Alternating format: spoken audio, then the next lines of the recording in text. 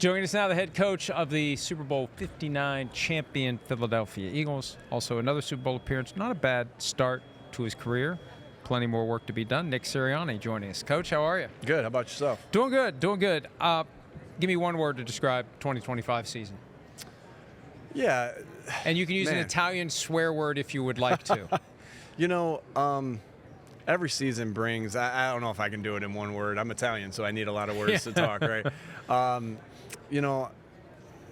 There's a lot of, you learn a lot of different things throughout each year. Ultimately, in this highly competitive business, there's one team that reaches their goal of each season. And everyone else is, wanting more. And I think that's where we are. And as far as that, I'll give you a couple words, wanting more, right? And so our job is we did a lot of good things. And I think being the only team that repeated as a division winner tells you how much parity is in this league and how hard sustained success is. And so wanting more, and there's a lot of different ways we're going to go about doing that. But in this great game, you always get another opportunity, and we're about to go out there and get another opportunity this upcoming season. You've got 5 seasons in now. How do you balance processing the outcome of a season with the continuous chain that never ends? Yeah. Because, yes, it's 5 discrete seasons, but you've been doing it, and it never ends, and it just keeps going.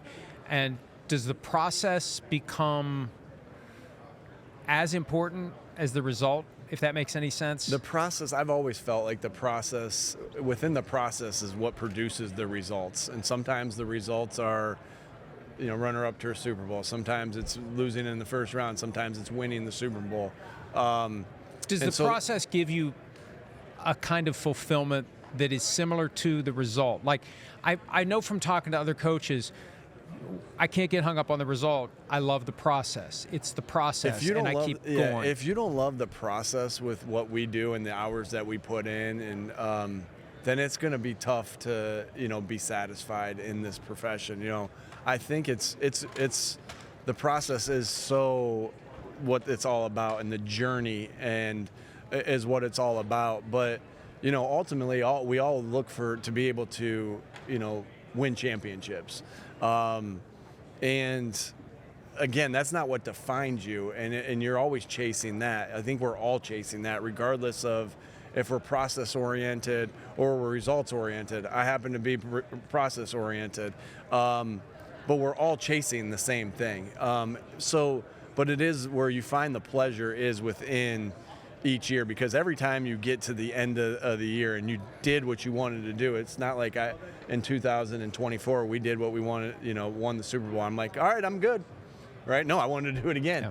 And then this year, right, we lose in the first round, and where am I? Man, I'm hungry to try to do it again. But that doesn't happen without the process, and that's where you find joy within it, is within the process. But when you're able to hold up the trophy, there's a lot of joy in that as well. And there's no time either way to either celebrate or lament, because you got to get right back at it. Shanahan was telling me day of the Super Bowl, like, there's no time to grieve when you lose the Super Bowl. You have to get back to it. Yeah. 2 weeks this year between Super Bowl. I mean, Schneider's here less than a week after their frickin' parade, for crying out loud. And I think that's a good thing, and it's a bad thing. It's a bad thing because you don't get to really enjoy the moment, but it's a good thing because if you're trying to overcome, you can get right back on the horse. Even if you don't have a game until September, you're right back on the horse, getting your team ready for the next season. Yeah, again, with this league being what it is, it's such a highly competitive league with the coaches, the players, the front offices, the ownership, that you can't skip steps. And regardless if you played into the first round or into the Super Bowl, there's a lot of steps to be had for the next year's process. And so, and I'll say this, like, going through it in 24, like, yes, you pack things up and you move on, but they give us plenty of opportunities with ring ceremonies, parades, post-game parties to be able to enjoy when you do win it all. I saw that you interviewed 17 candidates for offensive coordinator. Is that the right number, 17? Yeah. What made Sean Mannion the right guy?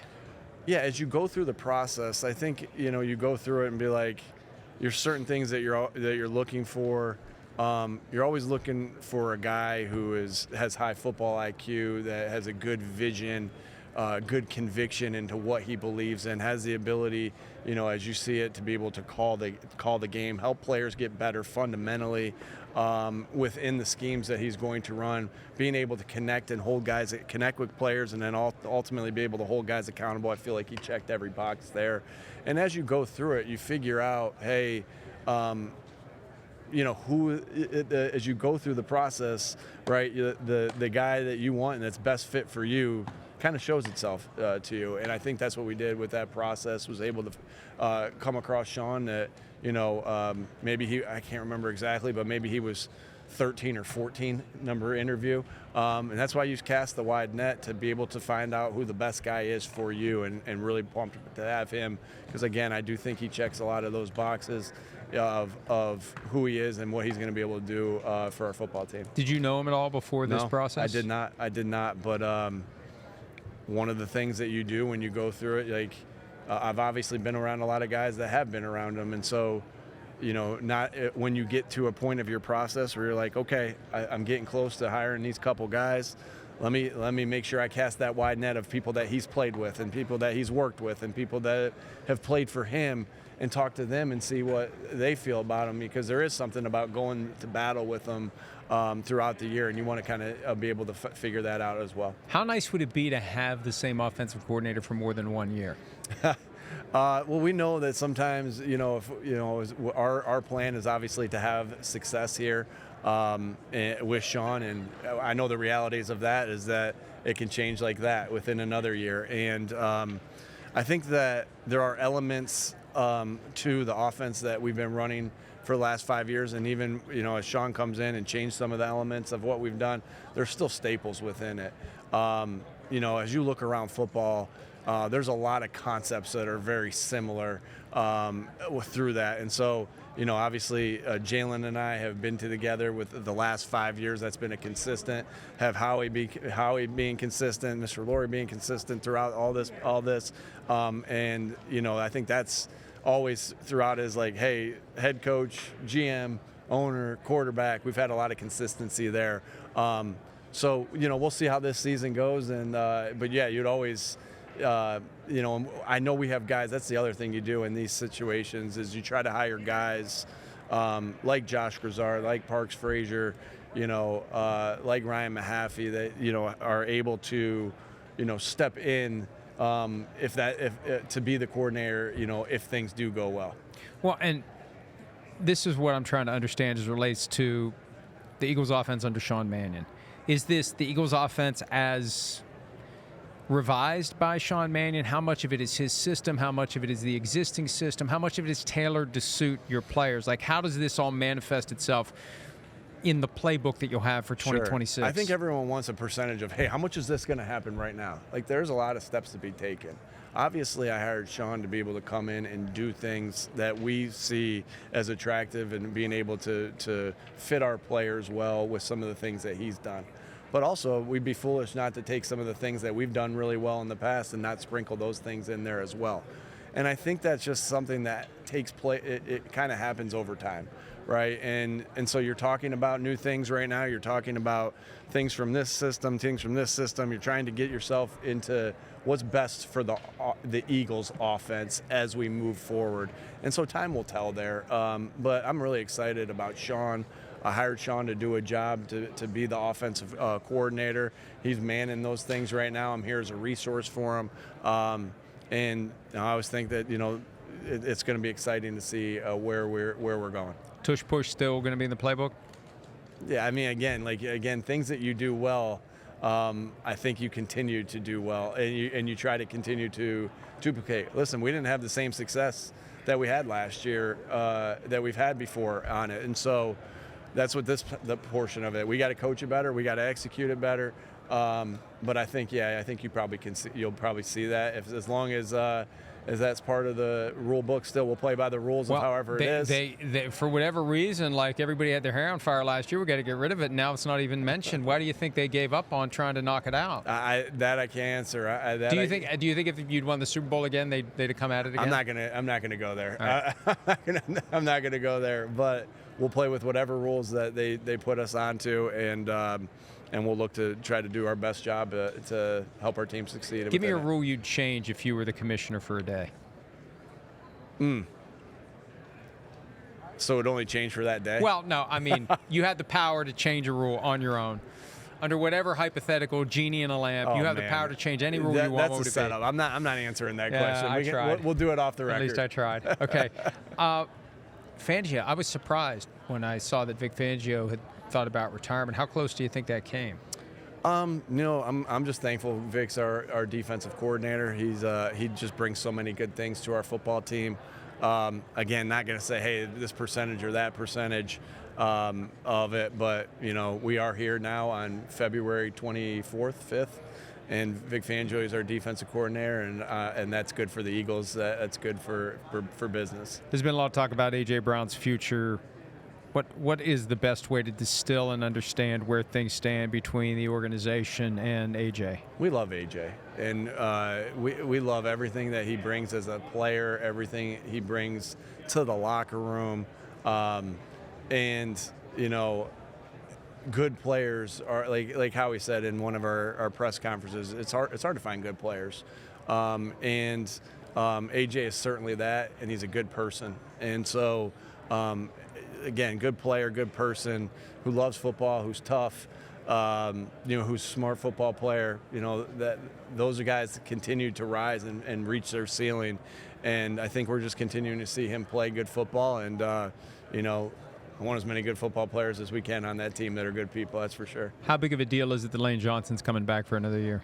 Good football players are hard. Yeah, there you go. Go through that again. Yeah. Good Same football deal. players are hard to Same find. Answer. Good people. Same Answer. Same. All right. Where is the one area that you would like to see the team improve to continue a trajectory toward another Super Bowl? Yeah, I think that you go through the process at the end of the year to kind of try to figure out what things went well, what things didn't go quite as well, and we're continuously going through that. And so you're always going to want to be better in your tough, detailed together portions of it. And so as far as detail goes, right, we didn't take the ball away or protect the football quite as well as we have in the past. The year before, we were still positive in the turnover battle, but I mean, you're always trying to do those simple things, simple better. And so, obviously this year as an offense, we didn't reach our goals of what we wanted to be and what we want to do. I think there's a lot to be improved there as well. And so, again, you're just constantly trying to get better at all those little details right there. But those are two things specifically. Do you think you get enough credit for what the Eagles have accomplished under your watch? Yeah, you know what? I think that I guess the answer to that is I don't really care, right? The job, you're doing your job to do what is best for the football team to help people accomplish their goals, to win as many football games as you possibly can. I've said this to the team, it's amazing how much can be accomplished when you don't care who gets the credit, right? And so that's what you're like, and I want our players to have that mindset. So I better have, with every mindset that we have, whether I want them to be mentally tough, I better be mentally tough. Whether I want them to be detailed, I better be detailed. Whether I want them to be together, I better be together. Well, it's the same thing here. I don't want them chasing credit. I don't want them assigning blame. So, because I want to come together as a team, and that's the same thing for me. And so that's how I feel about that is hey, I'm just thankful to be on a great football team with a great group of men, with great ownership, great GM with Howie. Who cares who gets the credit? Where our goal is to win football games and to win championships. Well said, and you've done it well, regardless of who gets the credit. The Eagles have been very good during your time there. We wish you all the best moving forward. Nick Sirianni, Eagles head coach. More from the Combine after this. Hi, it's Mike Florio. Thanks for watching PFT on YouTube. Hit subscribe for the latest news and analysis from Pro Football Talk.